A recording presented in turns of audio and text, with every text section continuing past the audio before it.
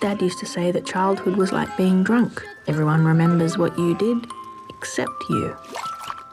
Good one, Dad.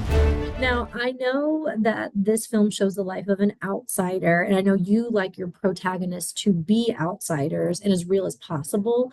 So I was wondering, why are you drawn to the outsiders and how do you make them realistic? Yeah, look, I think I've always felt like an outsider myself. Even now in the film industry, I'm the weird one in the corner.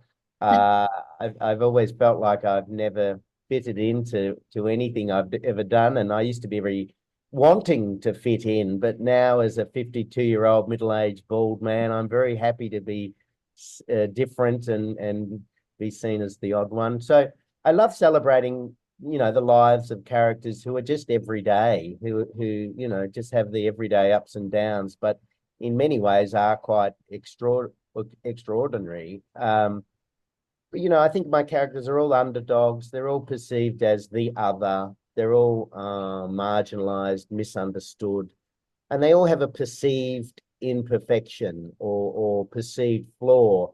And what I'm trying to do with every film is get the audience to empathize with them and put themselves in my character's shoes and get a feel for what it's like to be seen as strange or what it's like to be born with somebody with a cleft palate. So it's all those sorts of.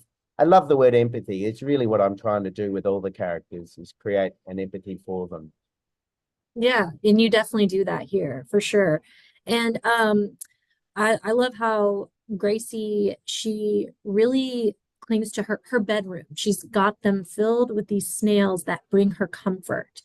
And I was wondering, was there anything ever in your bedroom that you had that brought you comfort when you were growing up or now?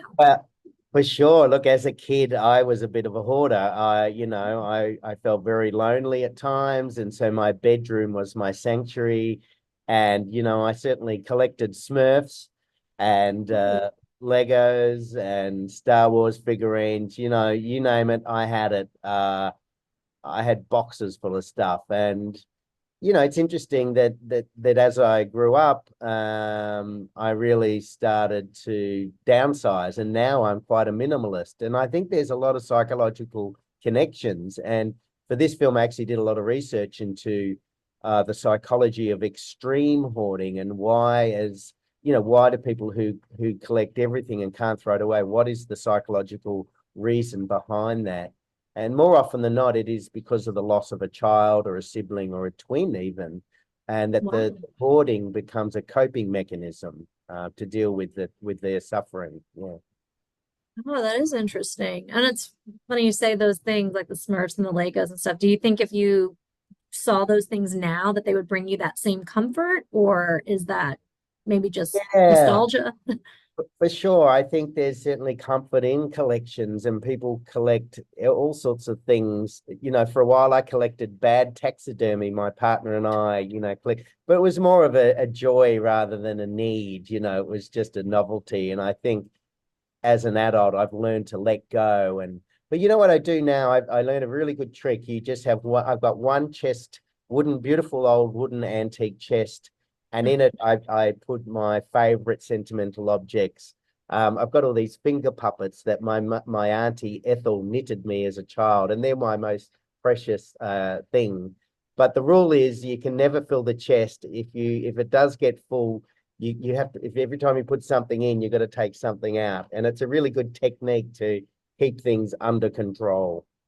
Oh, I like that's funny. I have a shoebox that I do the same thing, but I think I need to like upgrade to it because it's too small. I think a wooden chest Yeah. would be No, a good sized antique chest, I think, is highly recommended. yeah, yeah. Well, something else I loved in the movie is how we get to see the happiest day that Gracie and Gilbert had with their dad was on the roller coaster, the Big Dipper. And obviously we see that was very sentimental to him, and he would even want his ashes spread there. So I was wondering, is there a fond memory you have like that of a place or a time or something that means as much to you? Oh yes, well actually Luna Park, I used to live opposite there. My grandparents went on their very first date there. It's a very iconic place in Melbourne where I live. And actually I in my will I've got that my ashes have to be sprinkled off the roller coaster. So Really? yeah, so there's a lot of life imitating art and vice versa.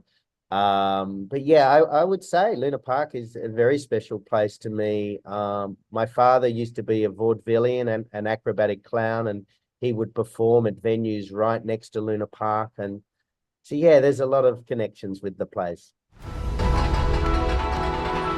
I believed in glasses half full and silver linings. One of the things that I read in the production notes that really stuck out to me is like, through the magic of stop motion, you truly hope these characters' little lives give meaning, joy, and comfort to those who watch, which I think you definitely accomplished that with this. I cared about Gilbert, Gracie, Pinky. But I was wondering, was there another film for you that watching those characters also gave you that same meaning, joy, and comfort? Yeah, look, there's a couple of films I always cite as having, just being my favorite films. The first one is My Life as a Dog, which is Mm. by the director Lasse Hallström.